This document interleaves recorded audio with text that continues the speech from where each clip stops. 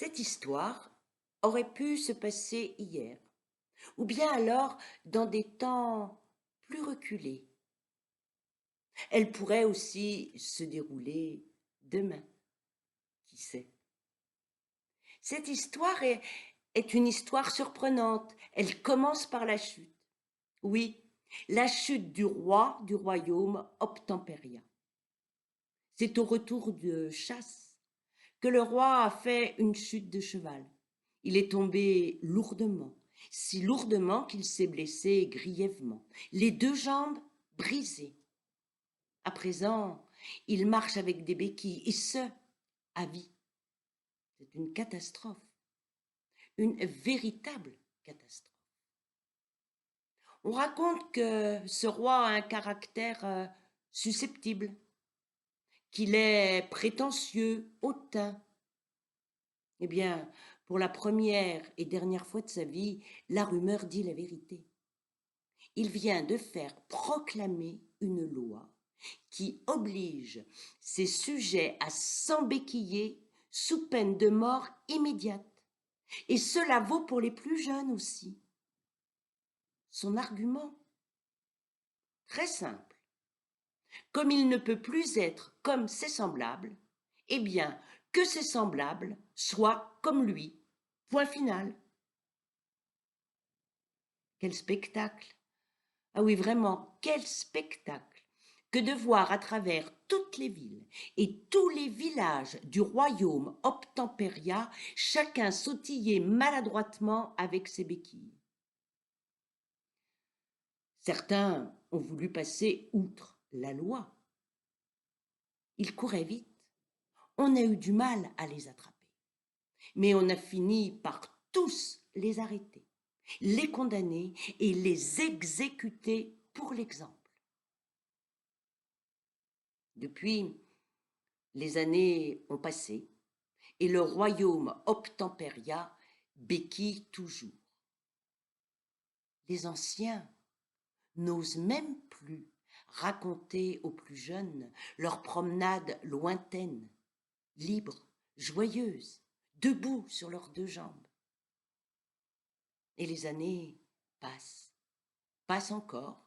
Plusieurs générations sont nées et aucune d'elles n'a jamais rien connu d'autre que de marcher avec des béquilles. Et les années passent encore, et encore, et enfin, le roi meurt. À cette nouvelle, les vieillards souhaitent se libérer de leurs béquilles, mais pour eux c'est trop tard à présent. Leur corps usé a besoin de ces supports. Alors ils se confinent dans leur fauteuil, dans leur lit, et racontent. Autrefois, on marchait sans béquilles. C'était joyeux. On était libre. Oui, oui, grand-père, ricanent les enfants indulgents. Sûrement au temps où les poules avaient des dents. Dans la montagne vit un solide vieillard. Lui n'a jamais utilisé les béquilles, sauf pour descendre au village. Cela lui a évité des ennuis. Le reste du temps, il a couru la montagne pour ramasser des champignons ou bien aller taquiner la truite au bord du torrent, toujours sur ses deux jambes, libre et joyeux. Le jour où il entend la nouvelle de la mort du roi, il jette ses béquilles au feu et il descend au village, les mains libres, les jambes prestes. En le voyant déboucher sur la place, les villageois sont médusés. Un homme debout, un homme debout sur ses deux jambes, libre et joyeux. On fait le cercle autour de lui. Oh, écoutez les amis, puisque le roi invalide est mort, faisons abroger cette loi insensée qui contraint les humains à marcher avec des béquilles. Ce sont les plus jeunes qui sont tentés les premiers. Soudain, c'est une cacophonie de béquilles en bois qui tombent sur le pavé de la place. Les enfants, les adolescents s'essayent encore, recommencent. Il y a des rires, des chutes, des bleus, des bosses, des écorchures et même des membres cassés. Eh bien oui, les muscles des jambes n'ont pas appris à supporter le poids du corps. Cela suffit, hurle le chef de police. Vous voyez bien que c'est dangereux. Vous voyez bien que c'est impossible. Toi le vieillard, remonte dans ta montagne, ou bien va te faire embaucher dans une foire pour vendre tes talents. Mais cesse de pervertir notre belle jeunesse. Laisse-nous vivre normalement. Sinon, gare à toi. Le vieillard hausse les épaules. D'un pas vif et vigoureux, il rentre chez lui. La nuit est tombée, la lune est déjà haute. Il est installé devant son feu quand il entend frapper à sa porte. Mais c'est si léger qu'il pense que le vent joue avec une branche. Et puis soudain, on cogne franchement à sa porte. Il quitte le coin du feu et va ouvrir. D'hyper-Dieu le regarde. Un gamin prend la parole. S'il vous plaît, nous voudrions marcher comme vous. S'il vous plaît, maître, faites de nous vos disciples. Oh, mais je ne suis pas un maître, je suis simplement un homme en parfait état de marche. C'est tout. S'il vous plaît, implorent les enfants. Le vieillard est ému. Ces enfants sont courageux, ardents, pétris de vie.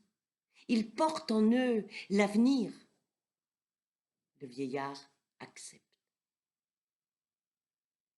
Pendant des mois durant, à la nuit tombée, dans le plus grand secret, ils viennent seuls ou par deux pour rester discrets.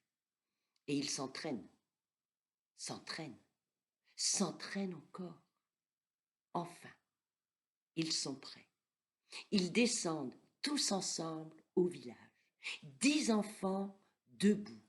10 enfants debout sur leurs jambes. Et ils répètent inlassablement: regardez comme c'est joyeux, comme c'est facile, faites comme nous. La stupéfaction se peint sur les visages des villageois. La panique envahit les cœurs les plus craintifs.